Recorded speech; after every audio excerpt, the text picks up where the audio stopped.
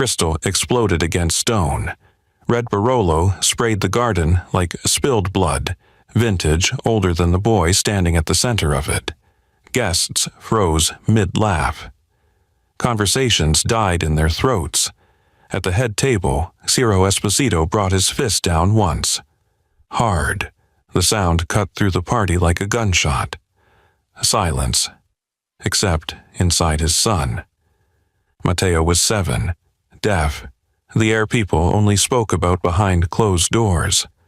The 6th specialist in 3 months was already retreating, palms up, voice shaking. Signor Esposito, with respect, the child requires institutional care.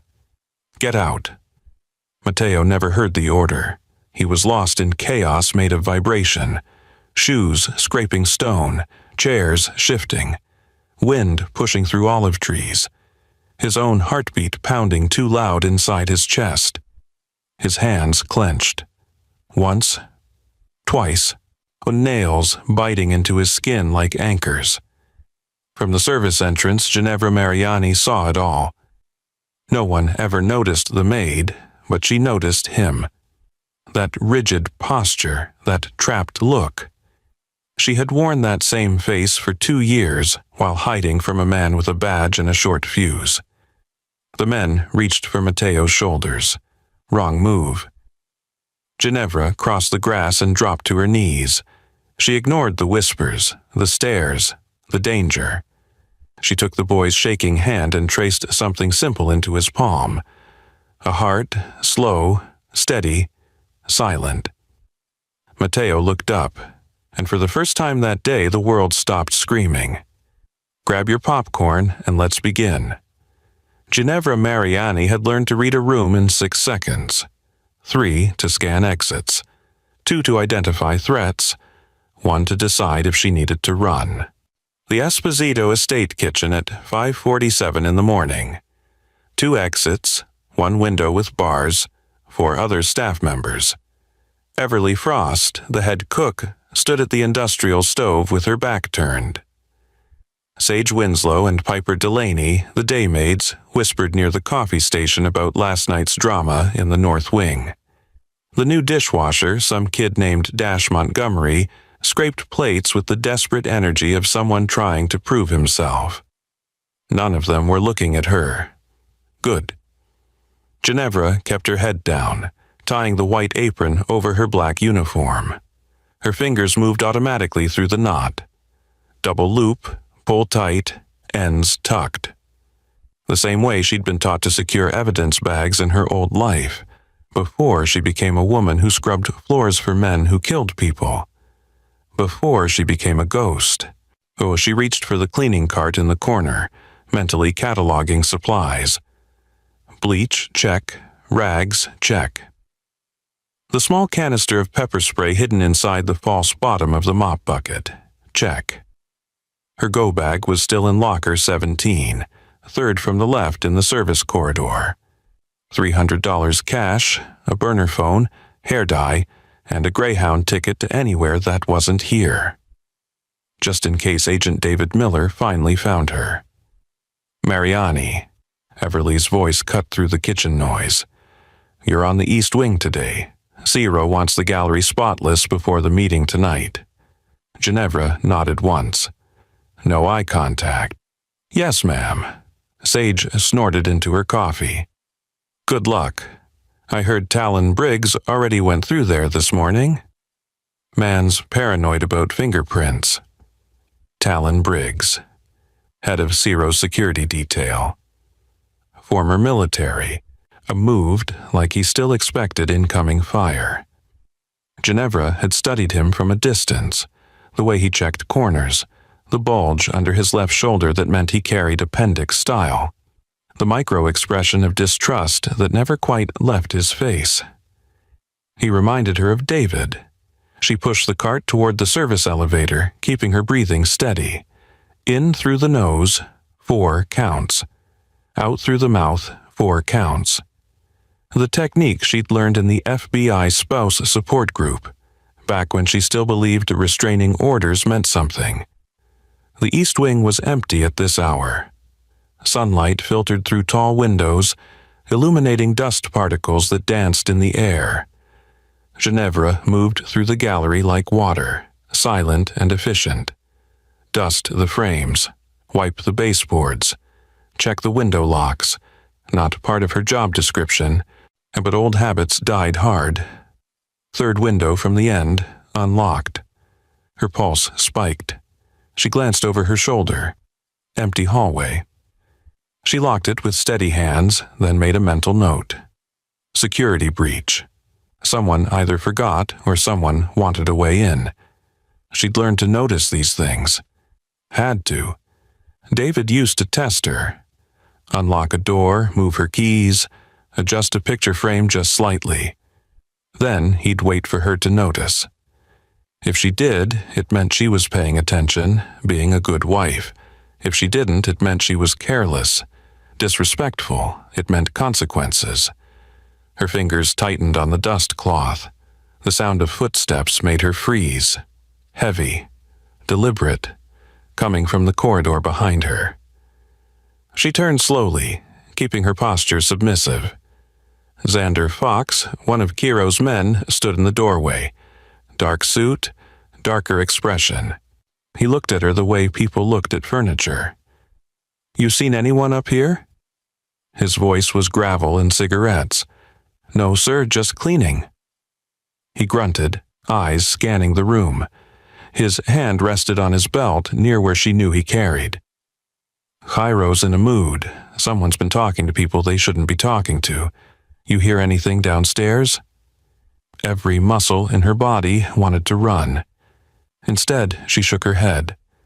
"I keep to myself, sir." "Yeah." His eyes narrowed slightly. "You do, don't you? Been here, 6 months? Never seen you at the staff dinners? Never seen you anywhere except where you're supposed to be." It wasn't a question. It was a statement. The kind that meant someone had noticed her trying not to be noticed. "I'm just here to work," Ginevra said quietly. Xander stared at her for 3 more seconds.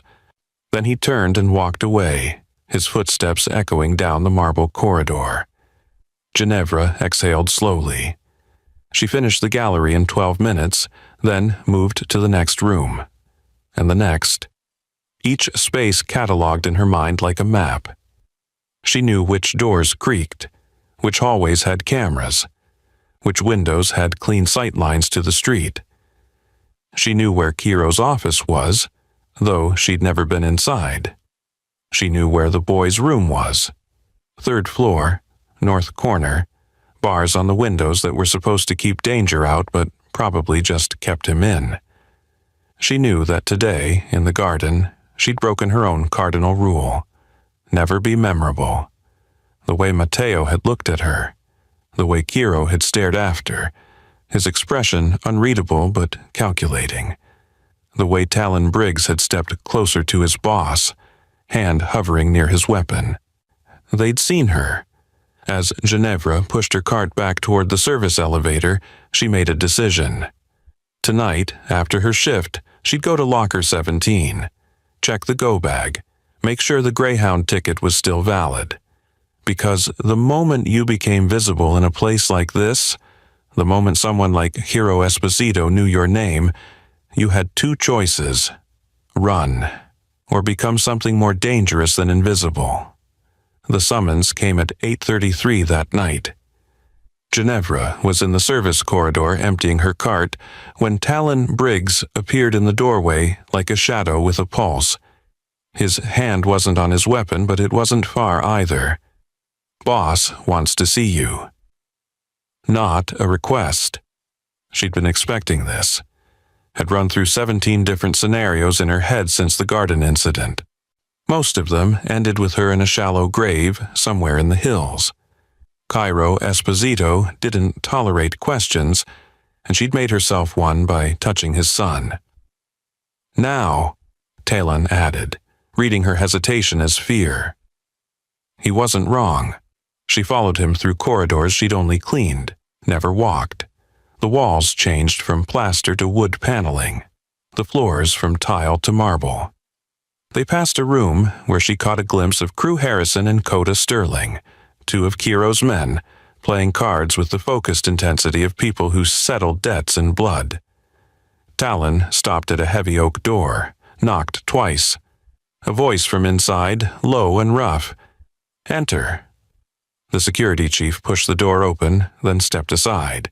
His expression gave nothing away, but Ginevra had learned to read the spaces between words. The slight tension in his jaw, the way his eyes tracked her movements. He expected her to run. She didn't. "Before we continue, I'm aiming to achieve 4,500 subscribers before month end, and I would really appreciate if you subscribe now if you haven't. Thank you." The office was all dark wood and leather, expensive art on walls that had probably witnessed confessions beaten out of men. But Ginevra's attention locked on the figure standing near the window. Kiro Esposito was shirtless, not in the way of seduction, in the way of a man who'd stopped caring what anyone thought. Scars mapped his torso like a biography written in violence. A jagged line across his ribs, knife probably. 3 circular marks on his shoulder, bullet wounds, entry and exit. Burns on his left side that looked like they'd come from something deliberate and personal. He was pouring whiskey into a crystal glass, movements controlled despite the rage simmering beneath his skin. When he turned to face her, his eyes were the color of winter. "Close the door." Ginevra heard Talon pull it shut behind her. The click of the latch felt final. Cairo set down the decanter, picked up the glass, didn't drink, just held it, watching her the way wolves watched prey that hadn't started running yet. "You know who I am." Not a question. "Yes, sir." "You know what I do." "I have an idea, sir." He smiled. It was worse than his anger. "Then you understand that when I ask you a question, you answer honestly, because I know when people lie to me." Ginevra's pulse hammered against her ribs, but she kept her face neutral. FBI training. Never show fear, never show doubt. "I understand." "Good." He took a step closer, and then another, each movement deliberate. "What did you do to my son?" She'd prepared for this, rehearsed answers in the shower, in bed, in the margins of her mind.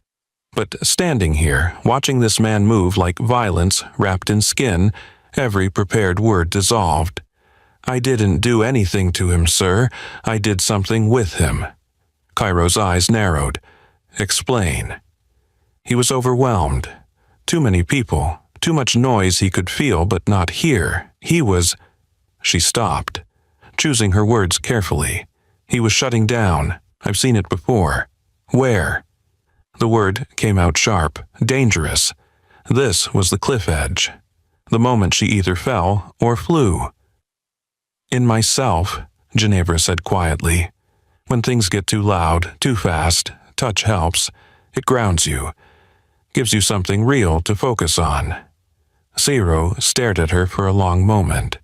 Then he drank the whiskey in one smooth motion, set the glass down hard enough to make the sound crack through the room. 7 nannies, 4 specialists, 2 doctors from Switzerland who cost me more than most people make in a year. None of them could get him to look at them the way he looked at you today.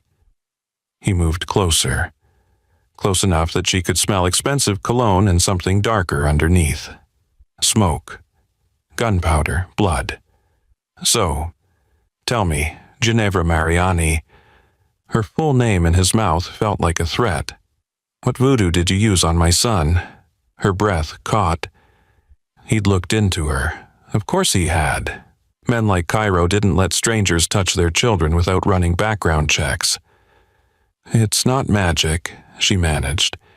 "It's just communication, different languages for different needs. You know sign language." "Some. Not much, but that's not what I used. She hesitated, then reached into her apron pocket slowly, watching Kiro's hand move reflexively toward the small of his back where she knew he carried. She pulled out a cleaning rag, held it up so he could see. "May I show you?" Ciro's jaw worked. Then he nodded once. Ginevra stepped forward, closing the distance he'd established. Dangerous, reckless, but necessary. She took his hand, scarred knuckles, calluses that spoke of violence, and placed it palm up between them. His skin was warm. With one finger she traced a simple shape. A heart. Slow. Deliberate. The same way she'd done in the garden. "When the world gets too loud," she said softly, "sometimes you need someone to remind you that you're not alone in the silence." Cairo's hand closed around hers. Not violent, not gentle. Somewhere between. "My son," he said, voice low and raw, "is the only thing in this world I give a damn about. You understand?" "Yes, sir." "If you're using him to get to me, if you're working for someone, I'm not." His grip tightened. "Then why did you help him?" Ginevra met his eyes, saw the father beneath the monster. "Because nobody helped me when I needed it." The silence stretched between them like a wire pulled taut.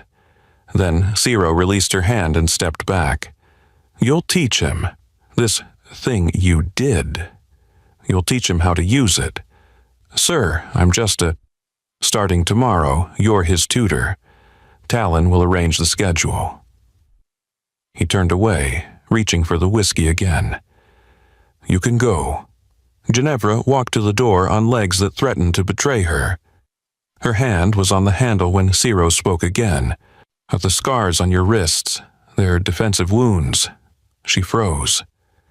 "I recognize the pattern," he continued, still facing the window. "Someone grabbed you, multiple times.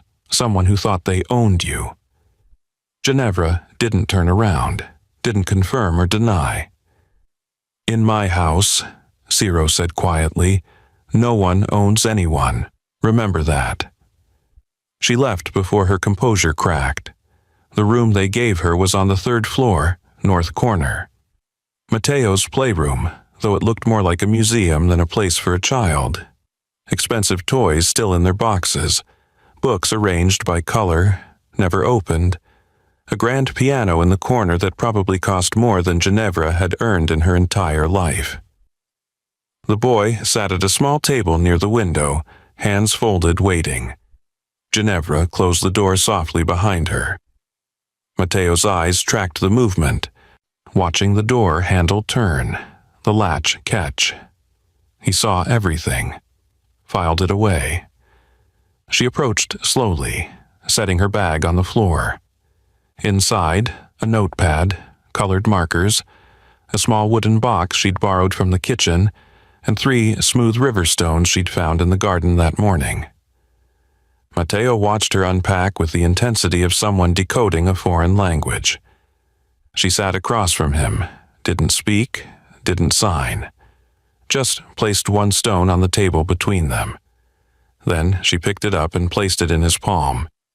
His fingers closed around it immediately, testing the weight, the temperature, the texture. Ginevra took his other hand and traced a circle on his palm. Once, twice. Then she pointed to the stone. Matteo's brow furrowed, then, understanding, flickered across his face. He set the stone down, picked it up again, and traced a circle on the table with his finger. She smiled, nodded. They worked like this for 20 minutes. Simple shapes, simple connections.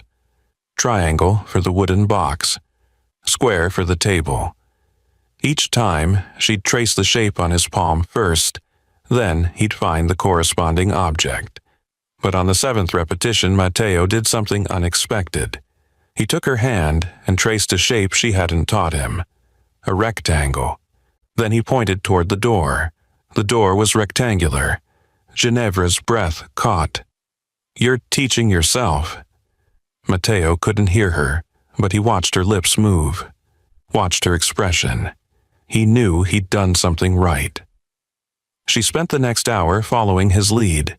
He'd point to objects around the room, and she'd trace their shapes or textures on his palm. Window, curtain, chair.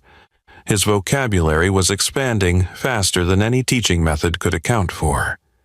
This wasn't a child who needed help learning. This was a child who'd been teaching himself in isolation, waiting for someone to notice. On the third day, Matteo led her to the piano. He didn't play it. Instead, he pressed his palm flat against the wood, then looked at her expectantly.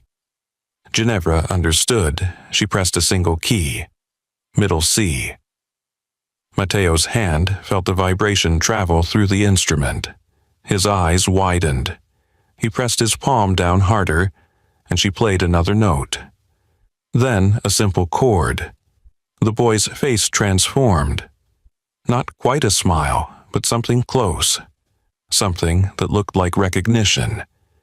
He pulled her hand to the piano, placed it next to his and pressed a key himself. Felt the vibration they created together.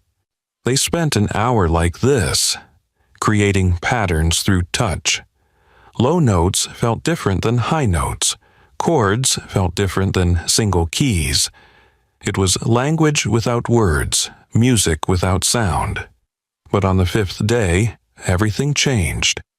Matteo was showing her a pattern. 3 quick notes, 2 slow ones, when he suddenly stopped. His body went rigid. His eyes locked on something beyond the window. Ginevra followed his gaze. In the garden below, Xander Fox was walking toward the garage with a briefcase. Nothing unusual about that. Men moved through the estate constantly, but Matteo's reaction was specific, targeted. She touched his shoulder gently. He flinched, then looked at her. His hands moved frantically, trying to communicate something urgent. He pointed at Xander, then at the briefcase. Then he mimed opening something and taking something out. Ginevra pulled out her notepad, wrote a question. "What did you see?" Matteo grabbed the pen. His handwriting was careful, practiced. "He takes Papa's papers every Tuesday, always the same case." The air in the room seemed to thin. She wrote, "How long?" Matteo held up 4 fingers, then pointed to his eyes, pointed down toward the garden. The meaning was clear. He'd been watching from this window for 4 months. "Does your father know?" The boy shook his head. Then he wrote something that made Ginevra's blood run cold. "Nobody asks me. They think I don't see." She stared at the words. This child had been invisible in his own home.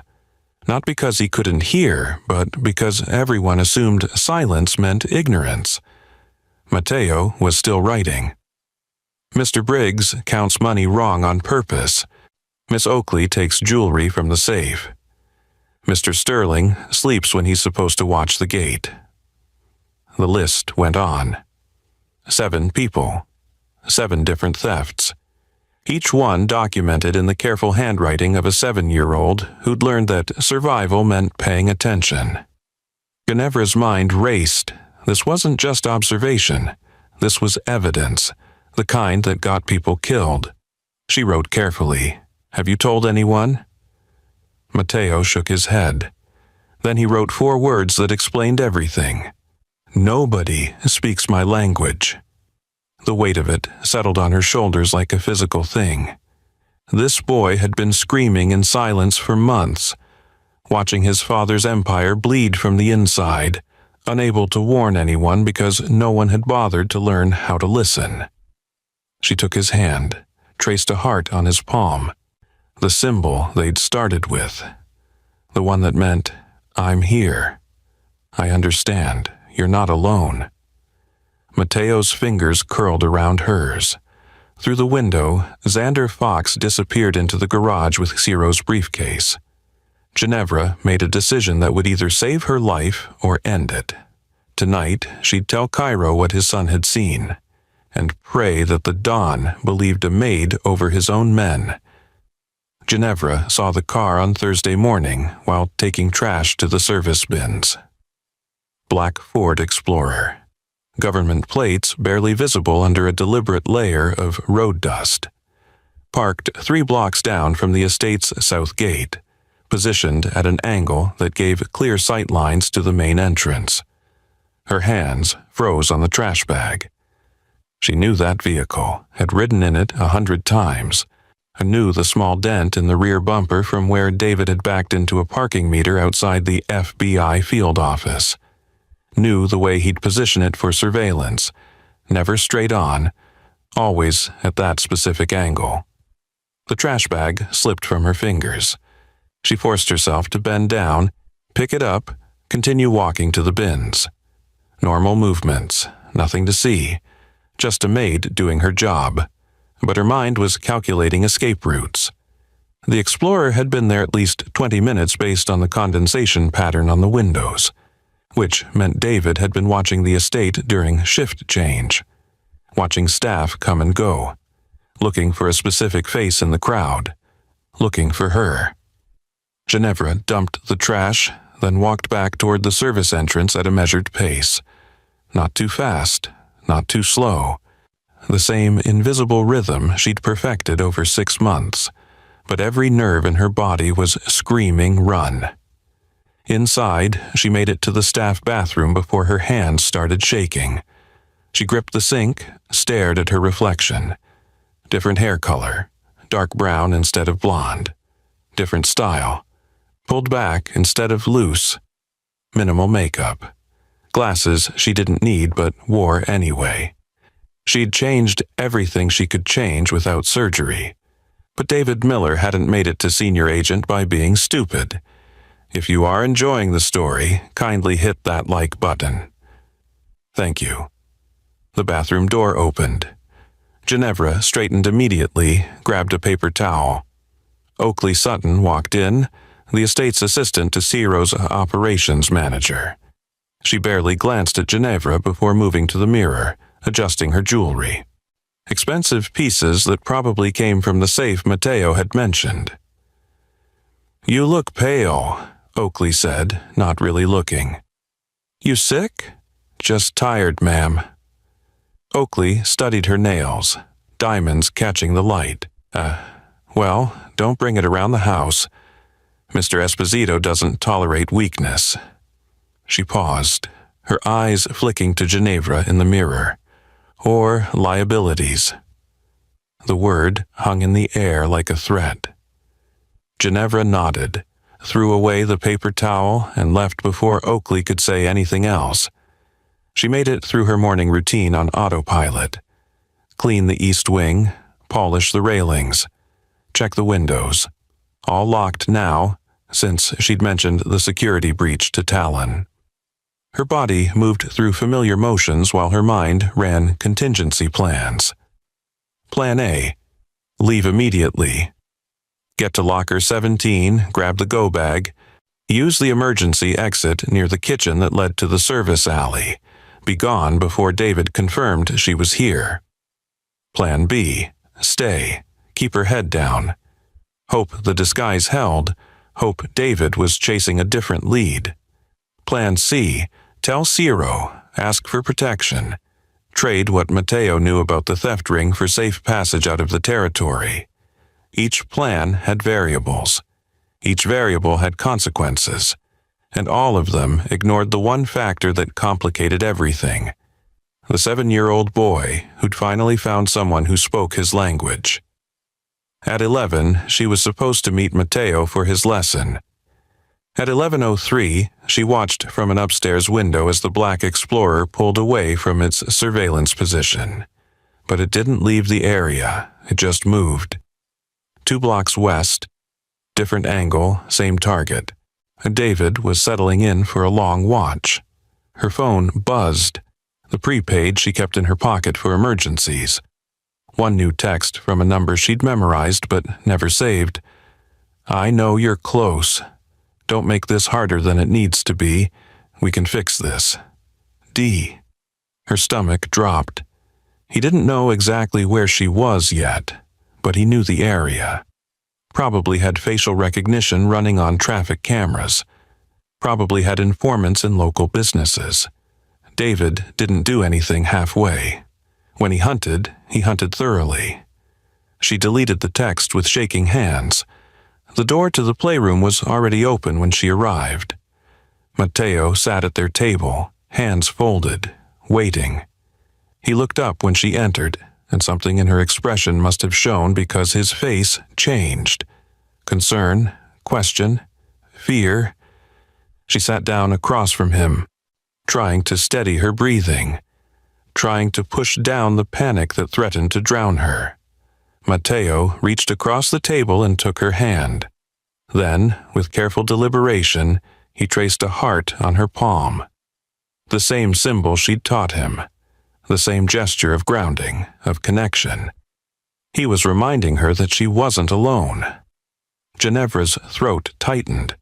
She traced a heart back on his palm, then pulled out her notepad. She needed to tell someone about Xander and the others. Needed to give Hero the information Matteo had gathered. But first she wrote, "If I had to leave quickly, would you be okay?" Matteo read the words. His eyes widened. He grabbed the pen, wrote frantically, "Why? Where? Just a question." He underlined his words 3 times. "Don't go." Then he added, "Papa will protect you." The innocent faith of a child who didn't understand that protection from a Mafia Don came with a price. Through the window, she could see the edge of the estate's south wall. Beyond it, somewhere in those streets, David Miller was watching. Waiting. And inside these walls, Xander Fox was stealing from a man who made people disappear for smaller betrayals. Ginevra was caught between 2 forces that would destroy her if they collided. She took Matteo's hand and traced a heart on his palm 1 more time. Then she made a choice. Tonight, she'd tell Cairo about both threats. The dining room had been transformed. Crystal chandeliers threw fractured light across white linens and gold-rimmed plates. 30 guests, all men who moved through the world like sharks, sat at the long mahogany table.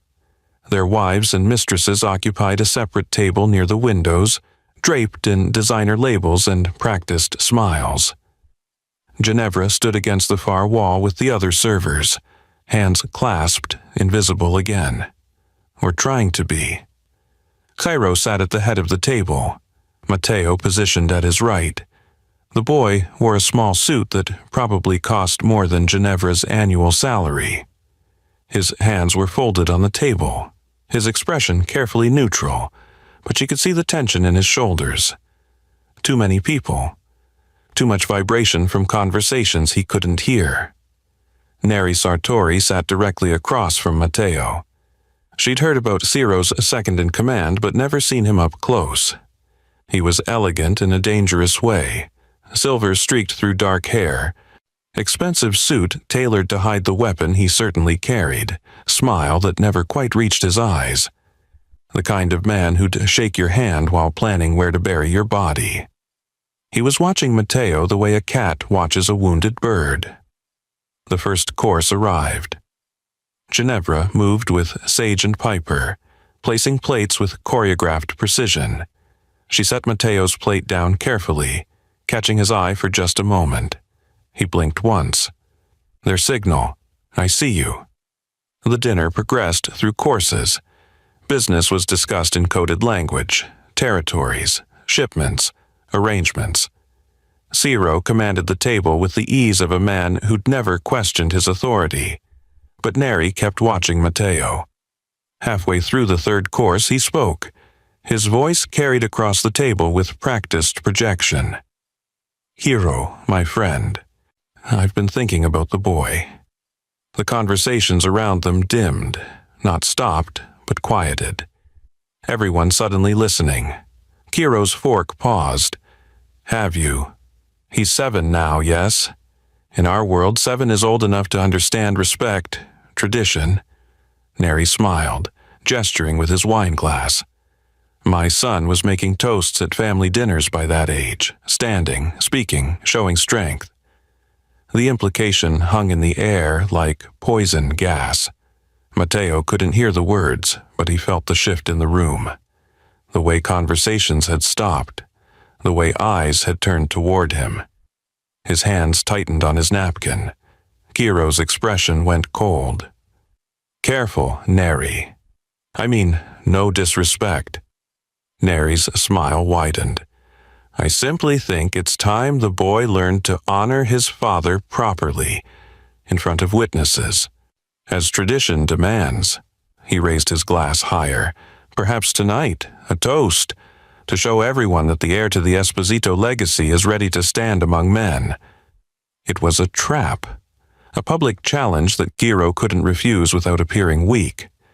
If Matteo couldn't perform the toast, it would prove Neri's unspoken argument, that a deaf boy couldn't lead a family that demanded strength. The room held its breath. Shiro's jaw worked. Then he turned to his son, spoke slowly, clearly, knowing Matteo couldn't hear but might read his lips. "Can you do this?" Matteo stared at his father, confusion and panic flickering across his face. Ginevra's heart hammered. She was supposed to be invisible, supposed to serve and disappear. Breaking protocol at a family dinner was a career suicide, possibly actual suicide. She stepped forward anyway. "Excuse me, sir." Her voice cut through the silence. Every eye in the room turned to her. Talon Briggs moved from his position near the door, hand moving toward his weapon. But Ginevra kept her focus on Shiro. "May I assist?" Neri laughed. "The maid. This is family business, girl. She's his tutor," Shiro said quietly. His eyes met hers across the table. A question, a test, a prayer maybe. Ginevra walked to Matteo's chair, knelt beside him so she was at eye level. The room was still watching, but she blocked it all out. Just her and the boy. She took his hand, traced a simple pattern on his palm. Stand. Then another. Glass. Then a heart, courage. Matteo's eyes widened with understanding. She stood, guiding him up with her. He was trembling, but he held his glass. Ginevra kept her hand near his, where she could trace signals without anyone else seeing. The room waited. She traced. "Look at Papa." Matteo turned toward Shiro. She traced. "Lift glass high." Matteo raised the glass.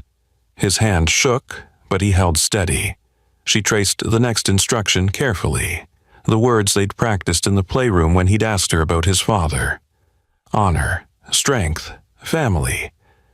Matteo's free hand moved to his heart, then extended toward Kiro, a gesture that needed no translation. "My heart to yours. Everything I am, I give to you." The room erupted, not in mockery, in approval. Fists pounding on the table, glasses raised. These men, who valued strength above all else, recognized what they'd just witnessed. A child facing his fear publicly, performing under pressure, showing the kind of courage that couldn't be taught. Neri's smile had frozen on his face. Shiro stood, his own glass raised. He walked around the table to his son, placed a hand on Matteo's shoulder. Then he looked at Neri. "Tradition demands strength. My son just showed more strength than most men in this room will ever know." He drained his glass. The table followed suit. Matteo looked up at Ginevra, relief flooding his face. She traced one final symbol on his palm while the room celebrated around them. Pride. As she stepped back into her position against the wall, she caught Neri staring at her. Not with the dismissive glance he'd given before, with calculation, with recognition that she'd just shifted something fundamental in the room's power structure. She'd made Matteo visible as capable, which made her dangerous. Talon appeared at her elbow as the dinner continued. His voice was barely audible. "Boss wants to see you after. His office." Ginevra nodded, keeping her expression neutral. But she'd seen the way Neri watched her for the rest of the meal, the way he leaned toward Coda Sterling, whispered something that made the other man glance her direction. She'd proven Matteo could stand among wolves. Now, she'd have to prove she could survive them. Ginevra was halfway to Ciro's office when Talon stopped her in the corridor. His expression had changed from neutral to something harder. Something that looked like disappointment. "Boss said wait in the library. He's handling something first." The library was on the second floor, all leather-bound books and the smell of old money. She'd cleaned it a dozen times, but never actually sat in it. Now she perched on the edge of a chair near the door, hands folded, counting her heartbeats. 7 minutes passed. Then she heard voices, raised, angry, coming from down the hall, telling you she's a plant, had to be. Nary's voice, sharp with triumph. "Look at the dates. She shows up here 6 months ago, no references at checkout, and suddenly she's the only person who can reach your son? That's not coincidence, Cairo. That's a strategy. You're reaching." Ciro's voice was lower, more controlled, but she could hear the edge underneath. "Am I? Then explain this." Silence, long enough that Ginevra's stomach dropped. "Where did you find it?" Ciro finally asked. "Maintenance was doing repairs in the staff quarters. Found it taped under a drawer in her locker. Old habits, yeah. FB, I teach them to hide their identities in plain sight." Ginevra's breath stopped. The ID, the one she'd kept from her old life. Not because she wanted to, but because burning it felt too final. Too much like admitting David had won by erasing her completely. She'd hidden it in the go bag, which she'd moved to locker 17. But she'd been careless. Hadn't checked the false bottom lately, hadn't realized it could have slipped. "Ginevra Miller," Nary was reading now, his voice carrying down the hallway. "Married to Special Agent David Miller, FBI, Financial Crimes Division. Valid through 2024. You want to tell me that's coincidence too? Could be old, could be expired. Could be active cover," Nary countered. "Think about it. FBI's been trying to get inside this family for years. What better way than through the kid? Get close to him, make yourself indispensable, gather intelligence. Yeah, we know they've had surveillance on the estate. We know someone's been feeding them information. And now we find out the boy's tutor is married to a Fed." "Was married," Ciro said quietly. Past tense on the ID. "You willing to bet your son's life on grammar?" The voices went quiet. Then footsteps, coming toward the library. Ginevra stood, her legs unsteady. Every instinct screamed to run, but there was nowhere to go. Talon was probably outside the door. The windows were 3 stories up. She was trapped. The door opened. Ciro entered first, his face unreadable stone. Nary followed, holding a clear evidence bag like a lawyer presenting a murder weapon. Inside was her old FBI dependent ID, the photo showing a different version of herself. Blonde hair, softer features, a woman who still believed restraining orders mattered. And behind them came Talon and Crew Harrison, blocking the exit. "Sit down," Ciro said. Ginevra sat. Nary placed the evidence bag on the table in front of her, the ID facing up. "Want to explain this?" She stared at the photo, at the name she'd tried to bury. Ginevra Miller. She'd gone back to Mariani after the divorce, but the courts had taken 8 months to process the paperwork. 8 months where she was still legally his wife, still legally marked as federal property. "It's expired," she said quietly. "That's your defense?" Nary laughed, cold and sharp. "That it's expired? It's the truth? The truth is, you're a Fed plant sent to infiltrate this family through the kid." Nary leaned forward, hands on the table. "How much have you told them? What's Miller got on us?" "Nothing. You haven't what?" "I haven't been reporting back, haven't been documenting everything you see. Come on, sweetheart, we weren't born yesterday." Ciro held up a hand. Neri stopped talking but didn't step back. The Don moved closer to Ginevra, his eyes searching her face. Is David Miller your husband? Ex-husband. Is he FBI? Yes? Is he the one who left those scars on your wrists? Her throat tightened. Yes. And you expect me to believe you're not working for him? Neri interjected. That you just happened to end up here working for Kiro Esposito by coincidence? Ginevra forced herself to meet Ciro's eyes. I came here because it was the last place anyone would look for me. The last place a federal agent's ex-wife should be. I'm not brave enough to infiltrate a Mafia family, Mr. Esposito. I'm just desperate enough to hide in one. Convenient story, Neri said. Almost sounds rehearsed. It's the truth. Kiro's jaw worked. He picked up the evidence bag, studied the ID. You kept this. Why? Because burning it felt like letting him win. Or because you needed proof of identity for your handlers, Neri countered. I don't have handlers. I have a restraining order that Miller ignores, and a federal pension I can't access without him finding me. Ginevra's hands were shaking now. I'm not here to hurt anyone. I'm here because I had nowhere else to go. And my son? Kiro's voice dropped lower. What's your angle with Mateo? There is no angle. He was drowning, and I knew how to help him breathe. Neri scoffed. She's good, I'll give her that. Plays the victim while gathering intel on your entire operation.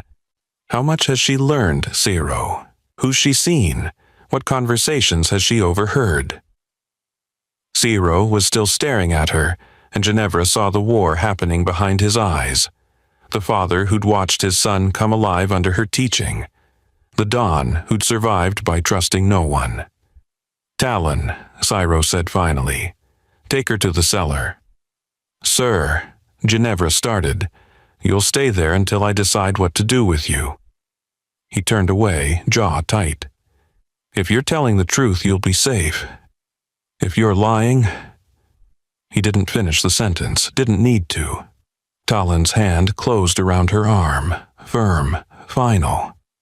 As they led her from the room, Ginevra caught one last glimpse of Neri. He was smiling. He'd wanted this, planned it. The question was why. The cellar was older than the house above it. Stone walls that wept moisture. A single bulb hanging from a wire, swaying slightly from footsteps overhead. No windows. One door, heavy oak with iron brackets, locked from the outside. Talon had escorted her down in silence, his hand on her arm more procedural than aggressive. At the door, he'd hesitated. For what it's worth, I don't think you're a Fed. Then he'd locked her in anyway. Ginevra stood in the center of the space, letting her eyes adjust. The cellar was maybe 12 by 15 feet. Wine racks along one wall, mostly empty now. A small wooden table with a single chair. Exposed pipes running along the ceiling, branching into the walls. Old plumbing. Copper and iron. The kind that carried sound. She'd learned about sound transference during her marriage. How voices traveled through ductwork, how footsteps echoed through floor joists. How you could map an entire building by understanding its skeleton. David had taught her that. Not intentionally, but when you spent 2 years listening for his footsteps, trying to predict which room he'd enter, which door he'd slam, you learned the architecture of threat. She moved to the pipes, placed her palm against the cold metal, felt the faint vibration of water moving somewhere in the system, the hum of the house above her. Mateo's room was directly overhead, 3rd floor, north corner. She'd memorized the layout during her first week, the same way she'd memorized every exit, every camera blind spot, every route to safety. Old habits. She pulled the chair to the center of the room, climbed onto it, and reached for the main water pipe that ran horizontally across the ceiling. The metal was cold enough to sting her palm. Then she knocked. 3 times. Slow, deliberate. The pattern she'd taught Mateo on the second day. The one that meant, "Are you there?" She waited. 30 seconds. 40. The cellar was silent except for her own breathing and the distant hum of the house. Then, from above, a response. 3 knocks. Faint but unmistakable. Transmitted through metal and stone. Ginevra's throat tightened. He was listening. Of course he was. A 7-year-old boy who'd learned to survive by watching and waiting would know exactly where they'd taken her. She knocked again. This time a more complex pattern, the rhythm they'd used to practice words. She spelled it out letter by letter, the way they'd done with the piano keys. D-A-N-G-E-R. Pause. Then T-H-E-Y-K-N-O-W. Above her, silence. She imagined Mateo pressed against the floor, palm flat against the wood, feeling the vibrations travel up through the structure, translating her message through the language they'd built together. The response came faster this time. Knock patterns that spelled W-H-A-T-T-H-E-Y-K-N-O-W. Ginevra closed her eyes. This was the moment. She could lie, could protect him from the ugliness of adult betrayals and federal investigations, could keep him innocent for a little while longer, or she could trust him the way he'd trusted her. She knocked Y-O-U-R-S-A-W-S-T-E-A-L-I-N-G. Long pause. Then N-E-R-I? Smart boy. He'd already figured it out. Nanny had found the ID too conveniently, had pushed too hard to frame her as a plant, the kind of deflection someone would use if they had their own secrets to hide. She knocked. Y-E-S? Another pause. Then a pattern she didn't recognize at first, a rapid sequence that took her a moment to decode. When she did, her breath caught. P-A-P-A-D-O-E-S-N-T-B-E-L-I-E-V-E-M-E. 4 words that explained everything. Mateo had tried to warn his father about Nanny and the others. Had tried to use the language he had, signs, gestures, written notes. But Kiro, drowning in his own grief and surrounded by advisors who spoke only in violence, hadn't understood, or hadn't wanted to believe that his second-in-command could betray him. Ginevra knocked, H-E-W-I-L-L. She didn't know if that was true, but Mateo needed to hear it. The response came immediately, H-O-W. Good question. How did you make a Mafia Don listen when he'd already decided you were the threat? How did you prove loyalty when all evidence pointed to betrayal? She thought about the pattern she'd seen. Nanny pushing to frame her. Xander stealing documents. Oakley taking jewelry. Coda Sterling sleeping on watch. A coordinated operation designed to bleed the Esposito empire slowly enough that no single person looked guilty. But Mateo had seen it all, had documented it in his careful 7-year-old handwriting. She knocked, Y-O-U-R-N-O-T-E-S, W-H-E-R-E. Above her, silence, then movement. Footsteps crossing the floor. 5 minutes passed. Ginevra stayed on the chair, hand pressed to the pipe, waiting. Then the knocking resumed. H-I-D-D-E-N-M-Y-R-O-O-M. She knocked. T-E-L-L-T-A-L-O-N. Pause. S-C-A-R-E-D. Ginevra's heart broke and hardened simultaneously. This child had been carrying adult secrets with no one to share the weight. No one who believed him. No one who spoke his language. She knocked slowly, carefully, I-B-E-L-I-E-V-E-Y-O-U, then Y-O-U-A-R-E-B-R-A-V-E. Then, because she knew he needed to hear it, I-W-O-N-T-L-E-A-V-E. The response came quickly. P-R-O-M-I-S-E. She pressed her palm flat against the pipe, felt the cold metal, the vibrations of the house, the connection that ran between them through copper and iron and trust. She knocked. H-E-A-R-T, their symbol. The one they'd started with. The one that meant all the things words couldn't carry. From above, the same pattern. Heart. Then footsteps. Small ones, moving away. Ginevra climbed down from the chair and sat on the floor, back against the stone wall. Her body was shaking now that the adrenaline was fading. She'd just asked a 7-year-old to stand against his father's second-in-command. Had asked him to trust that truth would matter more than perception.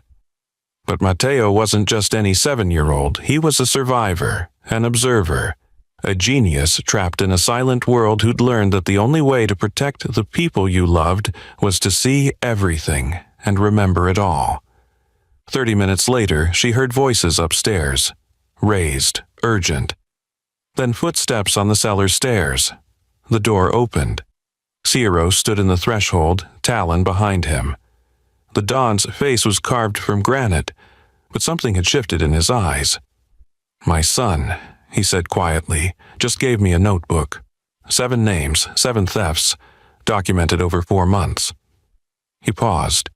He told me, in writing, that he tried to tell me before, but I didn't listen. Ginevra stood slowly. Nanny's on that list, Ciro continued. Top of the page, a meeting with federal agents every Tuesday, same briefcase, same time. Sir, you taught my son to speak, Ciro interrupted. Now I need you to teach me to listen. They made it to Ciro's office before the world exploded. One moment, Ginevra was standing in front of the Don's desk. Matteo's notebook open between them, 7 names written in careful child's handwriting. The next, the power cut. Emergency lights flickered on, bathing everything in red. Then came the bullhorn. FBI, this is a federal raid. All occupants exit through the front entrance with your hands visible. Ciro's hand moved to the weapon at his back. Talon was already on his radio. How many vehicles? Static. Then Crew Harrison's voice, tight with tension. 8, maybe 10, SWAT configurations. They're breaching the south gate. Nanny? Ciro demanded. Gone. I'd left 20 minutes ago. Said he had a meeting. Ciro's face went dark. He grabbed the notebook, shoved it at Ginevra. Get my son out, now. Sir, I'm not... The service tunnels, you've cleaned them, you know the routes. He was already moving toward the window, checking sight lines. There's an exit near the old wine cellar. Comes out 2 blocks north. Take Matteo and run. Gunfire erupted outside. Not the controlled shots of a tactical entry. The rapid spray of someone panicking. Someone shooting first. Ginevra's blood went cold. FBI raids were surgical, methodical. They used overwhelming force and clear commands. They didn't start with gunfire unless it wasn't really a raid. Where's Matteo? She asked. Ciro was already heading for the door. His room, Talon, get them to the tunnels, then come back. They ran. The estate had transformed into a war zone. Men in tactical gear flooded the hallways. Some FBI, some Ciro security, everyone shouting, everyone armed. Ginevra pressed herself against the wall as 2 agents rushed past, focused on clearing the ground floor. Talon pulled her toward the service stairs. They took them 2 at a time, the emergency lights casting everything in horror movie shadows. 3rd floor, north corner. Matteo's door was locked from the inside. Talon pounded once. It's me. Open up. The lock clicked. Matteo stood in the doorway, pale but composed. His eyes found Ginevra immediately. She knelt, took his hands. No time for tapping messages. She signed quickly. Danger. Follow me. Trust. He nodded. Talon led them to a panel in the hallway wall that Ginevra had always assumed was decorative. He pressed a hidden latch. It swung open, revealing a narrow staircase that descended into darkness. Straight down, 3 levels. Turn left at the bottom. The tunnel runs north for about 500 feet. Exits behind a false wine rack. He pressed a flashlight into her hand. Keep him safe. Then he was gone, radio crackling. moving back toward the sound of gunfire. Ginevra and Matteo descended into the dark. The staircase was steep, carved from stone, barely wide enough for one person. She kept one hand on Matteo's shoulder, guiding him down. The flashlight beam bounced off wet walls and ancient mortar. They reached the bottom. The tunnel stretched ahead, exactly as Talon described. Low ceiling, damp air, the smell of earth and old wine. Halfway through, Ginevra heard voices behind them, echoing down the staircase. Multiple people, moving fast. She killed the flashlight, pulled Matteo against the wall. In the absolute darkness, she took his hand and traced. Stop. Quiet. His fingers squeezed hers. Understood. The voices got closer. Then light flooded the tunnel entrance. Flashlight beams cutting through the dark. Has to be down here. Blueprint shows the tunnels connect to the old cellar system.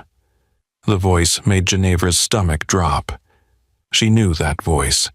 Had heard it scream at her, whisper threats, make promises it never kept. David Miller. We've got maybe 5 minutes before Esposito's men regroup. David continued. Find the woman, find the kid, we've got our leverage. Another voice, younger. Sir, I thought this was a legitimate raid. Why are we... You thought wrong. This is a recovery operation. My wife is being held hostage by a known Mafia Don. We're extracting her and his son. That's the story. That's what you'll testify to. David's flashlight swept the tunnel. Now move. They were coming closer. Ginevra's mind raced. David wasn't here on official FBI business. This was personal. Vendetta wrapped in a badge. He'd used Nanny to coordinate the timing. Probably promised him protection or a deal in exchange for access. And his target wasn't Ciro's operation. It was her. And now Matteo, because killing a Mafia boss's deaf son while rescuing him would give David leverage over Ciro for years. She pressed Matteo deeper into a recessed space in the wall where old wine storage met stone. Then she traced rapidly on his palm. Stay, hide, don't move. He shook his head frantically. She could feel his fear even in the darkness. She traced. Heart. Then she stepped out into the tunnel and turned on her flashlight. David's beam found her immediately. Ginevra. She stood in the center of the tunnel, hands visible, heart hammering. It's just me. The boy's not here. David moved closer. He was in full tactical gear, FBI vest, weapon drawn. Behind him, 2 younger agents, both looking uncertain. Don't lie to me. Esposito wouldn't send you down here alone. He did, because I know the tunnels, because I'm expendable. She kept her voice steady. Matteo's with his father, probably in the panic room by now. David studied her face, looking for tells, for the micro-expressions he'd trained himself to read during their marriage. You're protecting him, the kid. I'm protecting myself. If Hero thinks I helped you take his son, I'm dead. You're dead either way. David took another step closer. You really think Esposito lets you walk away? You're a liability, Gin. A federal agent's ex-wife working in his house. He'll kill you the moment this is over. Maybe, but at least he'll make it quick. The words landed exactly as she intended. David's face darkened. You always did know how to push buttons. Behind him, one of the young agents shifted uncomfortably. Sir, maybe we should... Shut up. David's eyes never left Ginevra. Here's what's going to happen. You're going to tell me where the kid is. I'm going to secure him. Then we're going to walk out of here, and you're going to remember that you're still my wife in the eyes of the law. I have divorce papers that say otherwise. Papers that haven't been filed yet. A funny thing about court backlogs. He smiled, and it was the smile she'd learned to fear. You disappear for 6 months, stop responding to attorneys, legal processes stall. We're still married, Ginevra, which means you're still mine." From behind her, deeper in the tunnel, came a sound. Small, like stone shifting. David's eyes flicked past her. "The kid's here. No." He moved faster than she expected, shoved past her, flashlight sweeping the walls, found the recessed space, found Matteo. The boy stood frozen, eyes wide with terror, hands pressed against the stone. David grabbed him, and Ginevra did the only thing she could do. She attacked a federal agent. Ginevra drove her elbow into David's throat. Not hard enough to kill. Hard enough to make him release Matteo. Hard enough to drop him to his knees, gasping. The two younger agents raised their weapons. "Ma'am, step back. He's not here on official orders." Ginevra positioned herself between them and Matteo. "Check your comms. Call your field supervisor. Ask them if Agent David Miller has authorization for this operation." The agents exchanged glances. One reached for his radio. "Don't." David's voice was raw. He was standing now, weapon up, aimed at her center mass. "She's lying. This is a legitimate rescue operation." "Then prove it," Ginevra said. "Show them the authorization codes." David's finger moved to the trigger. "Last chance, Gin. Where's Esposito?" And suddenly she understood. David wasn't just here for her, he was here for Ciro. Neri had given him the layout, the security protocols, the perfect moment to strike.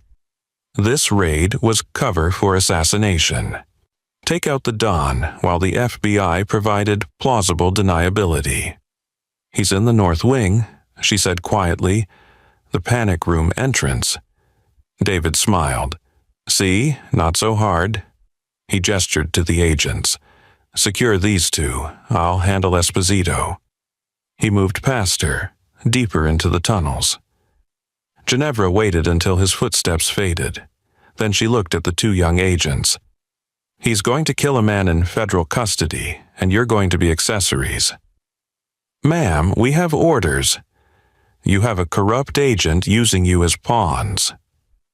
She pulled out the notebook from her pocket. Matteo's careful documentation. "This is evidence of an FBI agent coordinating with organized crime to frame an innocent woman and murder a civilian. When this goes to trial, you'll either be witnesses or defendants. Choose carefully." The agents looked at each other. Then at Matteo, small and terrified against the wall. The one with the radio made his choice. "I'm calling it in." Ginevra grabbed Matteo's hand and ran. The tunnels branched. Left led to the exit, safety escape. Right led back toward the estate, toward Kiro, toward David's ambush. She went right. Matteo pulled at her hand, confused. She signed quickly. "Papa. Danger." He understood, stopped resisting. They ran together through the darkness. Ginevra's mind calculating David's route. He'd use the main tunnel. Would come up through the north entrance. Would position himself where he had clear shots and multiple exits. She knew because she'd watched him plan operations for 2 years. Had listened to him describe the perfect ambush over dinner. Had learned that David Miller always positioned himself in doorways. He always kept his back to windows. Always double-tapped his targets. Always. They emerged in the wine cellar, the same one where she'd been locked earlier. Above them, gunfire had stopped. The raid was winding down, which meant Ciro's men were regrouping, which meant David's window was closing, which meant he'd be desperate. Ginevra pulled Matteo up the cellar stairs, through the kitchen. The main house was chaos. Federal agents processing the scene. Ciro's men being zip-tied. Everything documented for a case that would never go to trial because David would make sure the key witness was dead. She found Talon first. He was bleeding from a shoulder wound, hands secured, sitting against the wall while 2 agents guarded him. "Where's Jairo?" she demanded. Talon's eyes widened. "Study, 2nd floor, she was already running. A 2nd floor. The study door was closed. She pressed her ear against it, heard David's voice, calm and professional. "Just need to ask you a few questions about your second in command, Mr. Esposito. If you cooperate, this goes smoothly."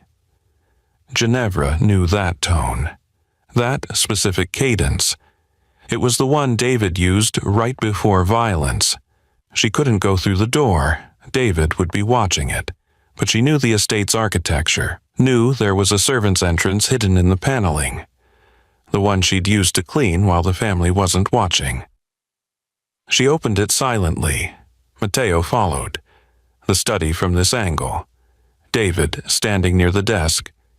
Weapon trained on Cairo, who sat in his chair with the controlled stillness of a predator calculating odds. Near the window, Nanny, hands raised but smiling, playing his part. "The kid," David was saying. "Where is he?" "Safe," Ciro replied, "away from people who'd hurt him." "See, that's where you're wrong." David's weapon shifted slightly. "Nobody needs to get hurt. You just need to understand that the protection your family enjoyed is over. New management. Nanny's been smart enough to see which way the wind's blowing. You should too." Cairo's eyes flicked to Nanny, understanding crystallizing. "My own second." "Nothing personal," Nanny said. "Business evolution." David smiled. "Now, about your son." Ginevra stepped into the room. "David." 3 things happened simultaneously. David turned, weapon tracking. Ciro moved, impossibly fast.